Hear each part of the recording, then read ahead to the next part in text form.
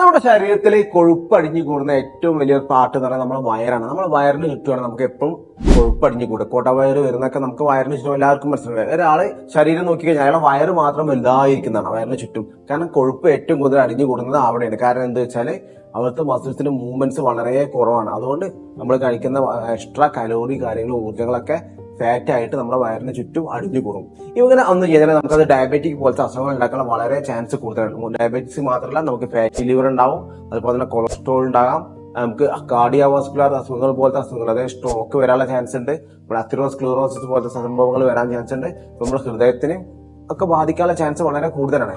അപ്പോൾ ഇത് നമ്മൾ ഒഴിവാക്കണമെങ്കിൽ നമ്മൾ അതിനനുസരിച്ചുള്ള ഡയറ്റും കാര്യങ്ങളും ചെയ്യണം, നമ്മൾ എക്സസൈസും കാര്യങ്ങളൊക്കെ ചെയ്യണം. നമ്മൾ ഈ ഫാറ്റ് കുറക്കാൻ വേണ്ടിയിട്ട് നമ്മൾ ഒരിക്കലും വയറിന് ചുറ്റും കിട്ടുന്ന കുറെ ബെൽറ്റിന്റെയും കാര്യങ്ങളൊക്കെ പരസ്യങ്ങൾ നമ്മൾ കാണാറുണ്ട്. അതുപോലെ ഒരുപാട് തട്ടിപ്പുകൾ നമ്മൾ കാണാറുണ്ട് വയറ് കുറക്കാൻ വേണ്ടിയിട്ട്.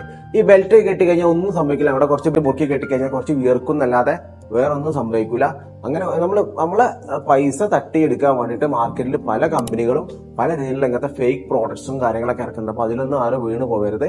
നമുക്ക് വയറിന് ചുറ്റുള്ള കൊഴുപ്പുകൾ കുറക്കണം എന്നുണ്ടെങ്കിൽ നമ്മൾ തന്നെ വിചാരിക്കണം, നമ്മളെ ഡയറ്റ് കൺട്രോൾ ചെയ്യണം, നമ്മൾ എക്സസൈസും കാര്യങ്ങളൊക്കെ ചെയ്യണം, ലോ കാർബോഹൈഡ്രേറ്റ് ഫുഡുകളും ഹൈ കാലോറി ഫുഡുകളൊക്കെ ഒഴിവാക്കുക, ഷുഗറും കാര്യങ്ങളൊക്കെ ഒഴിവാക്കുക, ബോട്ടിൽഡ് ജ്യൂസ് കാര്യങ്ങളൊക്കെ ഒഴിവാക്കുക. അങ്ങനെയൊക്കെ ചെയ്ത് കഴിഞ്ഞാൽ നമുക്കിത് കൺട്രോൾ ചെയ്യാൻ കഴിയുന്നുള്ളൂ.